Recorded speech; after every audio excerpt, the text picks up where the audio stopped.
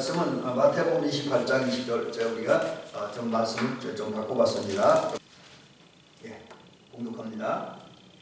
내가 너희에게 분부하는 모든 것을 가르쳐 지키게 하라. 볼지어다 내가 세상 끝날까지 너희와 항상 함께 있으리라 하시니라. 다시 한번 공독하면 맨 끝 뒷부분을 읽습니다. 내가 세상 끝날까지 너희와 항상 함께 있으리라 하시니라. 한 군데 더 보죠. 앞으로 제일 먼저 앞으로 가셔서 창세기 5장입니다. 창세기 5장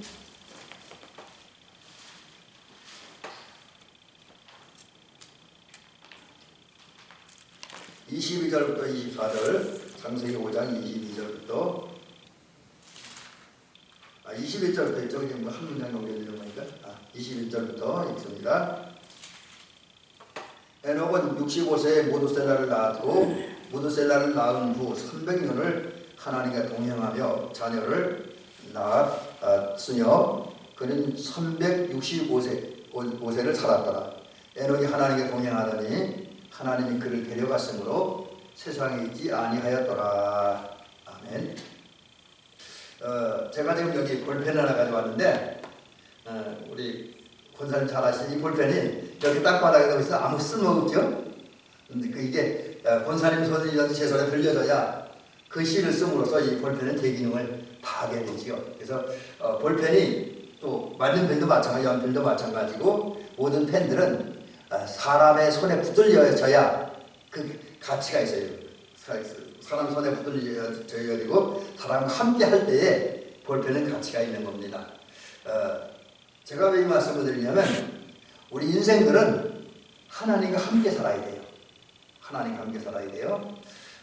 하나님과 함께 하지 않으면 우리는 땅에 던져진 쓰러진 볼펜과 똑같습니다. 그러나 하나님이 우리 함께 하시고 하나님이 우리를 붙들으시고 하나님이 우리를 사용하시면 우리는 하나님에 의해서 살아가게 되고 하나님에 의해서 뭔가를 합니다. 그래서 열매를 맺고 아름다운 결실을 거두는 그런 멋진 사람들이 되어집니다. 그래서 이제 우리는 하나님과 함께 살아야 된다. 특별히 이제 우리가 하나님과 함께 살아야 되는데 그 이유가 뭐냐? 여기에 이제 중요한 게 있는데 성경은 하나님과 우리의 관계를 여러 가지 표현하고 있죠. 근데 그 중에 하나님과 함께하는 삶에 관계된 그 표현을 보면 그게 뭐냐면 목자와 양의 관계잖아요. 성경은 우리 하나님과 우리의 관계를 목자와 양의 관계로 표현하고 있습니다. 그래서 이제 주님은 우리의 목자이고 우리는 그의 양이다. 이런 표현들이 많이 있습니다. 사실 그 양이라는 게 목자가 없으면 살 수 없다 그래요.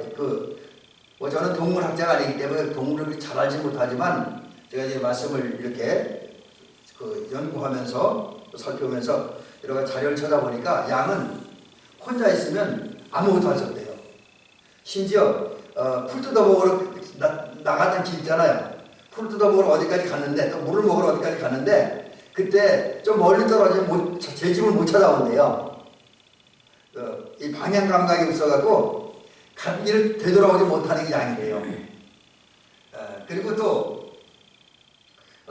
이 양은 기후에도 스스로는 적응할 수 없대요. 추위와 더위 스스로는 적응할 수 없고 환경도 마찬가지라는 거지요. 또 이제 생계 문제도 스스로는 해결할 수 없답니다.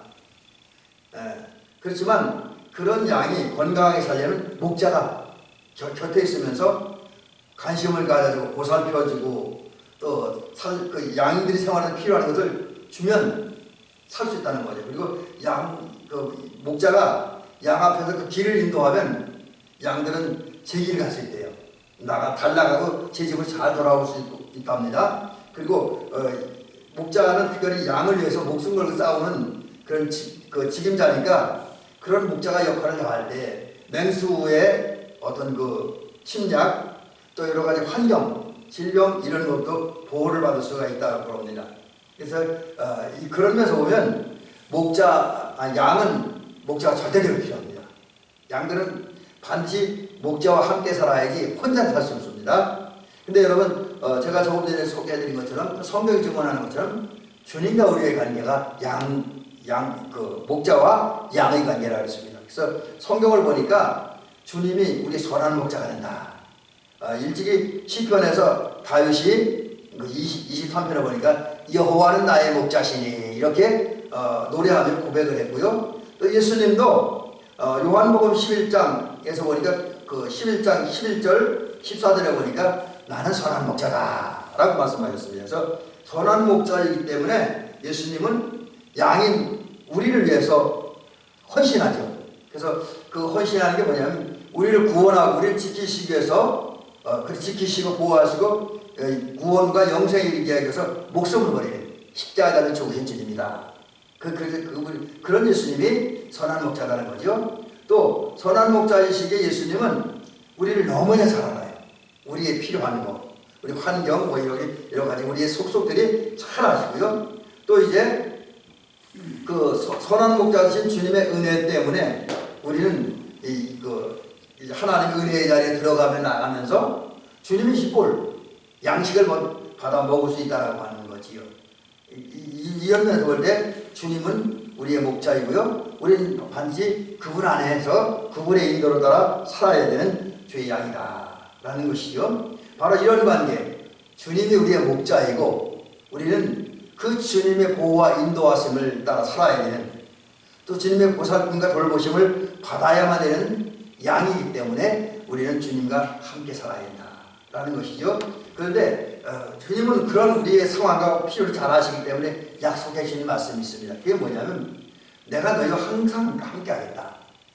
목자 되시는 주님께서, 목자 되신 하나님께서 양인 우리가 늘 함께 하겠다고 약속을 하고 있습니다. 여기 보니까 여호수아에게 약속한 내가 너와 함께하리라 이렇게 했어요. 그래서 그러면서 이제 주님이 함께 하는데 그 함께하는 것은 끝나는 것이 아니라 함께하는 주님의 그 은총으로 말미암아 우리 놀라운 은혜와 복을 받는다. 성경에 보니까 특별히 이제 여호수아에서 보니까 이제 주님이 함께하신 결과가 어떤 현상이 되냐면 내 평생에 너를 능히 대적할 자 없다. 우리가 인생 사는데 사실 인생은 어떤 면에서 끊임없는 경쟁이잖아요. 뭐 생존 경쟁, 영적 전쟁을 하며 살아가는데, 근데 이러한 우리를 그 누구도 다 대적할 수 없다.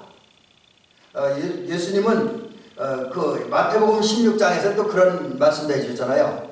그 주는 그리스도시여 살아계신 하나님의 아들이라고 믿고 고백하는 자에게 천국 열쇠를 줬고요. 그 천국 열쇠를 줬기 때문에 음부의 권세가 이기지 못하게 하겠다. 그렇게 약속을 해주셨습니다. 근데 그런 주께서 우리의 목자가 되어서 함께 하심으로 이제 아무도 우리를 당하지 못하게, 우리에게 천국 열쇠가 주어졌기 때문에, 또 천국 열쇠를 주신 주께서 우리 함께 하시기 때문에 세상에 우리를 대적하려고 하고 우리를 어떻게든 넘어뜨리고 쓰러뜨려 죽이려고 그런 적들이 많이 있지만, 그러나 아무도 우리를 당하지 못한다.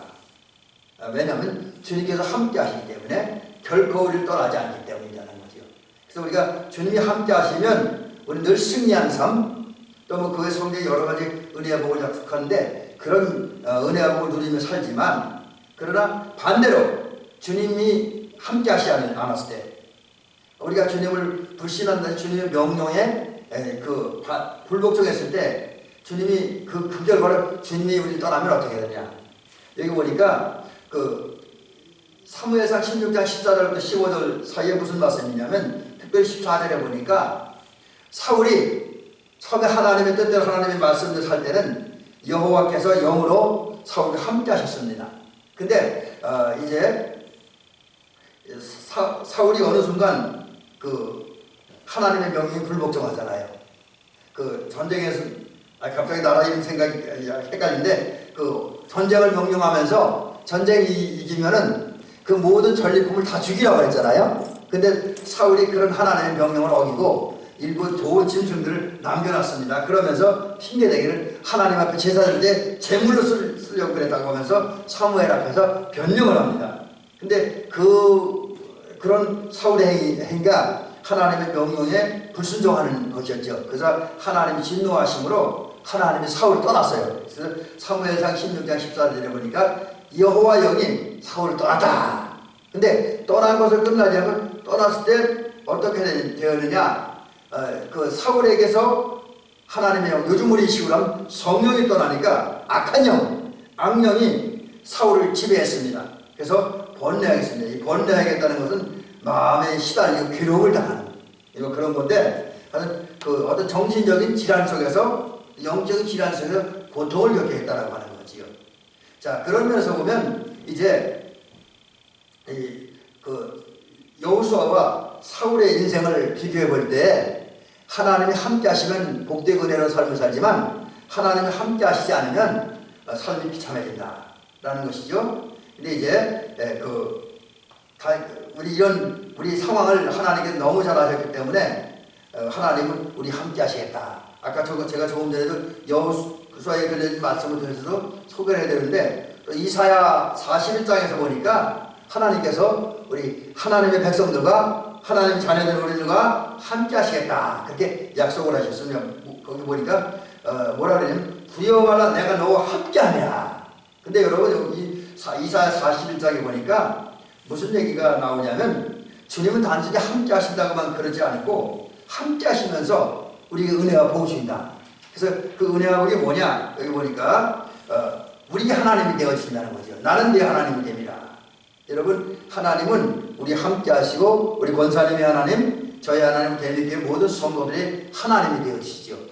그래서 우리는 하나님을 자녀이기 때문에, 하나님의 사람이기 때문에 어디 가나 떳떳하고 당당하게 살 수 있게 되는 거죠. 또 이사야 41장 10절에 보니까 주님을 함께 하시면서 또 우리의 크신 은혜를 주시는데, 그게 뭐냐면 우리를 굳세게 하겠다. 굳세게 하겠다. 이건 굳세게 하는, 튼튼하게 한다, 강하게 한다. 어떤 환경 속에서 흔들리지 않고 견고히 서 있는 백성으로 만들겠다, 이런 약속입니다. 그리고 또 이제 이사야 41장에서 보면 도와주겠다. 사실 그 도움이라는 게 우리에게 많이 필요해요. 제가 지금 이렇게 생각나는 게 있는데, 그 전에 한번 여기 오기 전에 다른 지역에 있을 때 자동차 운전을 하는데, 그날 우리 권사님 댁에 가서 이제 저녁 식사를 하고 왔습니다. 근데 오던 중에 눈길이었거든요. 조그만 언덕을 이 승합차 하니까 못 올라가더라고요. 그래서 끙끙거리고 있는데, 그때 우리 성도님 한 분이 다른 데 갔다 오다 보고, 이제 왜 그러냐 해서 아직 눈길 때문에 차가 못 간다 그러니까 그 부부가 밀어줬으면서 이제 탄력을 반대쪽 언덕을 가다 내려가면서 탄력을 받았는데 조금 힘이 부족했는데, 그 두 분 성도님이 뒤에서 살짝 밀어주니까 그 차가 무사히 언덕을 빠져나와서 이제 집까지 돌아왔던 그런 기억이 지금도 납니다. 그래서 그 두 분의 도움 때문에 우리 차가 언덕길을 잘 빠져나왔는데, 이와 같이 우리 살다 보면 조금만 도와주면 우리가 문제도 해결하고 또 우리의 꿈도 이루고 주님의 사명을 감당할 경우가 있습니다. 근데 그럴 때에 도움는 사람이 없으면, 도움과 주는 분이 없으면 좌절하고 낙심하는데, 그러나 하나님은 우리 함께 하시면서 그 조금의 도움, 어떤 도움이 많이 필요할 때는 있겠죠. 도움이 조금 필요할 때 조금 도와주고, 크게 필요할 때는 크게 도와주셔서 문제를 극복하고 해결하고, 또 하나님이 사명을 감당하고 우리 삶의 목표를 이루고 우리에게 복을 받도록 해주신다 라고 하는 거죠. 함께 하시면서. 그 다음에 이사야 41장 10절에 보니까 하나님을 함께 하시는 것뿐만 아니라 우리를 붙들어줍니다. 그래서 여러 가지 도전이 있고 여러 가지 유혹이 있고 여러 가지 사건이 생기지만 흔들리지 않고 넘어지지 않도록 붙들어주신다 라는 것이죠. 근데 실제로 하나님은 이렇게 약속만 해주는 것이 아니라 언제나 함께 하셨다라는 거지. 어떤 사람이 밤에 자다가 꿈을 꿨어요. 근데 꿈의 내용이 이런 겁니다. 그분이 이제 길을 가고 있었어요. 근데 길 가는데 좋은 길이 아니라, 이게 요즘 우리처럼 눈이 많이 왔어요. 눈이 많이 와서 이제 길을 가는데, 그 목적지까지 가다 보면 이 평평한 길도 가야 되지만 산을 오르기도 하고 내려가기도 했다는 거지요. 근데 이분이 이렇게 가다 보니까 처음에는 혼자 온 줄 아는데 누군가가 같이 가야 돼요. 그 발걸음이 이렇게 보니까 자기 걸어온 그 뒷길을 돌아보니까 발걸음이 두 개더래요. 그래서 누가 나와 함께 했나 이렇게 돌아보니까 하나는 자기 발걸음이고 하나는 주님의 발걸음이, 예수님의 발걸음이었대요. 근데 문제가 생긴 게 뭐냐면, 한참 산을 언덕 올라가는데 보니까 발걸음이 하나밖에 없더래요. 그래서 이분이 그렇게 생각해. 이게 주님이 이제 좋은 길 갈 때 나와 함께 하시더니만 내가 힘들 땐 나를 외면하고 떠났구나. 그래 화가 나고 주님께 대들어대요. 하나님, 예수님 그럴 수가 있냐고. 어떻게 좋은 길 가든 함께 하시고 또 내가 힘들 때는 나를 떠났냐고 주님께 대들었다는 거죠. 그랬더니 주님이 그러더니, 야, 그 발걸음 잘 살펴봐. 그 발걸음이 네 발걸음이냐 내 발걸음이냐. 그래서 그 주님께 대들었던 사람이 그 발걸음을 자세히 살펴보니까 그 발걸음이 자세히 자기 발걸음이 아니라 주님의 발걸음이었다는 거죠. 그래서 그러면 내가 어떻게 된 거냐고 물어보니까 주님이 그러더라고요. 야, 그거 너가 언덕 올라갈 때 힘들다고 낙심할 때 내가 너를 업고 올라가서 그래서 네 발자국은 그래서 없는 거고 내 발자국만 있는 거야. 그렇게 말씀했다라고 하는 거죠. 여러분이 꿈 얘기이긴 하지만 중요한 교훈이 있죠. 주님은 우리가 언제나 함께 하신다는 거죠. 근데 어떤 때는 우리가 우리의 의지를 가지고 주님과 함께 걸어가기도 하지만 어떤 때는 우리가 너무 힘들어서 너무 어떤 좌절해서 뭐 이런저런 이유 때문에 우리 쓰러지고 낙심하고 절망하는 경우가 있다라고 하는 거죠. 그럴 때 주님을 우리를 버리는 것이 아니라 우리를 업고 안고 우리가 가야 할 인생길, 신앙의 길을 걸어가도록 하시는 분이다 라는 것이죠. 이렇게 주님은 약속하신 것처럼 우리 항상 함께 하십니다. 작년에도 함께 하셨고 올해도 함께 하실 줄은 믿습니다. 자, 그러면 이제 우리는 그 함께 하신 주님과 같이 살아야 돼요. 우리가 복된 인생을 살려면 우리가 함께 하신 주님과 같이 살아야 주님을 외면하면 안 됩니다. 자, 그러면 어떻게 해야 우리가 주님과 함께하는 삶을 살 수 있을까?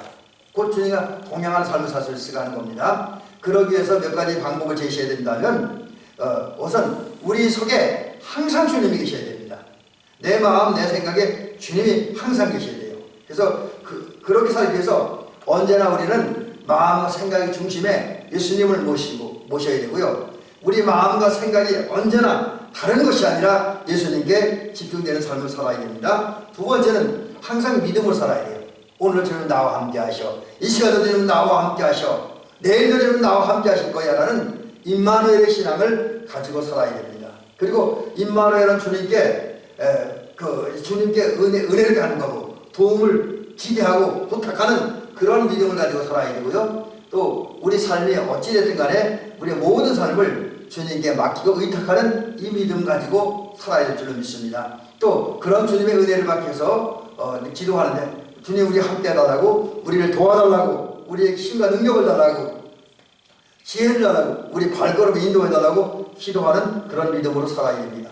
그 다음에 이제 우리의 삶의 지표가 되고 길이 되시는 말씀을 늘 기억하고 생각하고 실천하는 그런 모습으로 살아야 되고요. 또 성령께서 우리 인도하실 텐데 우리가 늘 나를 비우고 기도하면서 성령님께 나를 맡김으로 그리고 맡긴 후에 어떤 형태의 성령이 인도할 때 그 인도를 따라 살아가는 저와 여러분이 될 것입니다. 그래서 에녹이 365년을 살았는데 창세기 5장 우리가 조금 전에 읽었던 것처럼 이제 그 300년을 그 에녹을 낳은 후에 300년을 주님과 동행했다라고 하는데 이런 에녹같이 임마누엘의 주님을 모시고 그분을 믿고 의지함으로써 기도하면서 성령 인도를 따라 삶으로 그 주님과 동행하는 삶을 살아야 될 줄로 믿습니다. 그래서 주님과 아주 가까운 관계를 맺고 주님과 늘 교제를 하면서 내가 하나님의 뜻을 이렇게 분별하고 하나님의 뜻에 따라 행동할 때에 또 살아갈 때 하나님 그에 따라 적절한 역사하심을 그 역사를 경험함으로 하나님과 동행하는 삶을 살아야 될 줄로 믿습니다. 이제 말씀을 마치겠습니다. 주님은 올해 우리 함께 하실 줄로 믿습니다. 그 하나님을 우리의 마음에 모시고 그분과 함께 살아가는 그분과 동행하는 삶을 살아서 함께 하신 주님의 은혜와 복을 받아들이는 전기를 주의 이름으로 축원합니다.